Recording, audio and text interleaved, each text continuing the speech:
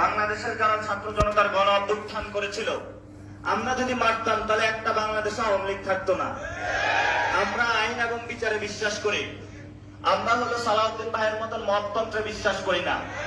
আমরা হলো বিএনপির মতন মততন্ত্রে বিশ্বাস করি না, যারা মত করে নির্বাচন কমিশনে আপনারা দেখেছেন দ্বৈত নাগরিক এবং ঋণ খেলাপি।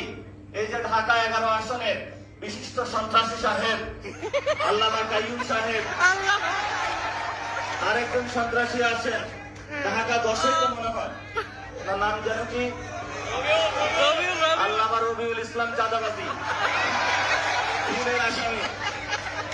ওনাকে হলো রেলগার্ড, নৌবাহিনী সবকিছু দায়িত্ব দেওয়া হয়েছে। তো ওইখানে বাংলাদেশের সবচেয়ে বড় চাঁদাবাজি চলে, কিন্তু তাকে দায়িত্ব দিয়েছে এটা। এই জন্য হলো বাংলাদেশের গণ অভ্যুত্থানের পরে যখন দেখেছিলাম আমরা বাংলাদেশটা একটি নতুন ভাবে গঠন হবে, আর তারা এখানে হলো দিল্লির একটা হলো নাটকের যাত্রা এখানে বসাইছে, যে যাত্রকের প্রডিউসার হলো তারেক রহমান, আর এখানে অভিনয় করছে চাঁদাবাজ সন্ত্রাসী দুর্নীতিবাজরা। তা আমরা হলো এই নর্তকীদের নাচ দেখি, মাঝখানে হলো বাংলাদেশের হলো গান শোনা হচ্ছে। এই হলো বাংলাদেশেরই। এখন আমাদের সঙ্গে সুনির্দিষ্ট লড়াইটা আর কি, এটা হলো সিরিয়াস আলোচনা।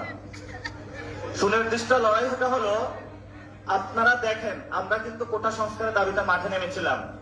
এটার অন্যতম কারণ ছিল আমাদের পকেটে টাকা নেই, আমাদের চাকরি নাই, মা বাবা এলাকায় বসে আছে যে কখন ছেলে তুই টাকা পাঠায়।